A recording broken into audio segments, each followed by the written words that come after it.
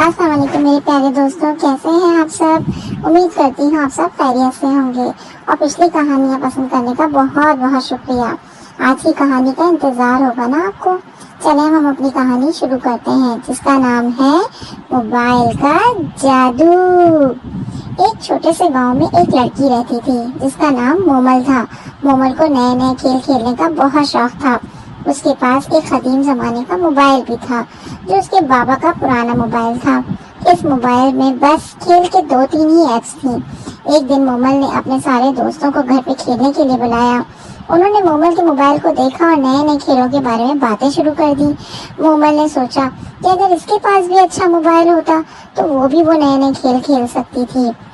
اور یہ سوچتے سوچتے وہ اپنے کمرے میں آ گئی، اپنا موبائل ٹیبل پہ رکھا اور دل میں بہت اداس ہوئی کہ کاش میرے پاس بھی اچھا موبائل ہوتا، کاش میں بھی وہ گیمز کھیل سکتی جو میری ساری دوستیں کہہ رہی تھیں۔ لیکن چلو کوئی بات نہیں، اور یہ سوچتے سوچتے سو گئی۔ ایک رات جب مومل سو رہی تھی تو اس کا موبائل اچانک سے چمکنے لگا۔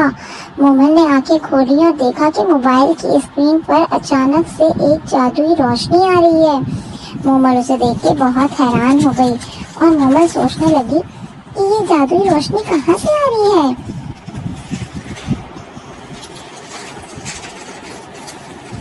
اچانک ایک چھوٹا سا جن موبائل میں سے باہر آیا۔ میں تمہارے موبائل کا جادو ہوں، میں تم کو 3 نئے کھیل بھی سکھا سکتا ہوں۔ مومل اسے دیکھ کے پہلے تو ڈر گئی اور پھر حیران ہوئی اور بولی کہ کیا تم مجھے جادو کے جن ہو اور تم میرے موبائل میں رہتے ہو؟ اس نے کہا ہاں، میں تمہارے موبائل میں رہتا ہوں، لیکن یہ خیال رکھنا کہ یہ جادوئی کھیل ہیں۔ مومل تو بہت خوش ہوئی۔ اس نے جن سے پوچھا کیا حقیقت میں یہ کام کریں گے؟ جن مسکرایا اور کہا جی ہاں، لیکن تمہیں ان کے ساتھ بڑے محتاط ہو کے کھیلنا ہوگا۔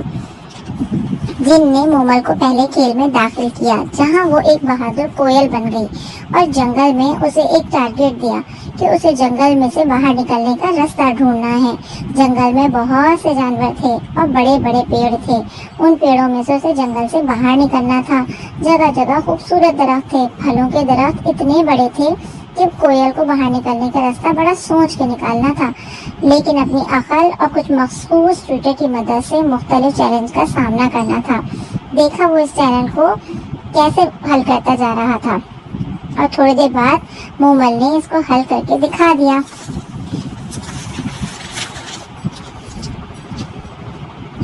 پھر اس کے بعد کیا تھا؟ اس کے بعد اس نے بولا کہ صرف خوشی حاصل کر رہی ہو بلکہ سیکھ رہی ہو اس سے کچھ؟ مومل نے کہا ہاں، مجھے بہت کچھ دیکھنے کو مل رہا ہے اور مجھے بہت مزہ بھی آ رہا ہے۔ دوسرا کھیل تھا دوستی کا سفر۔ اس کھیل میں مومل کو اپنے دوستوں کے ساتھ مل کے بہت سے مسئلے حل کرنے تھے۔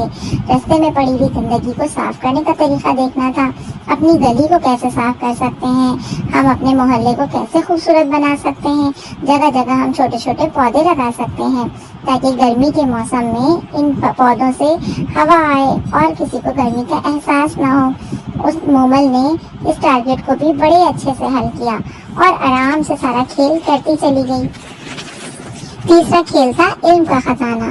اس کھیل میں مومل کو مختلف سوالات کے جوابات دینے تھے تاکہ وہ علم حاصل کر سکے۔ مومل نے محسوس کیا کہ ہر سوال سے اس کی معلومات میں اضافہ ہوتا چلا جا رہا ہے۔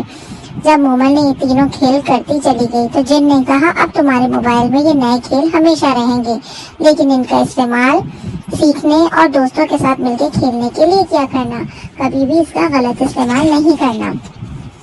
صبح ہونے پر مومل نے دیکھا کہ واقعی اس کے موبائل میں تو کھیل آ چکے تھے۔ وہ خوش ہو گئی، اپنے دوستوں کے ساتھ ان کھیلوں کا لطف اٹھانے لگی۔ دیکھا میرے دوستوں، یہ کتنی اچھی کہانی تھی اور اس کہانی سے ہمیں ایک سبق بھی ملا۔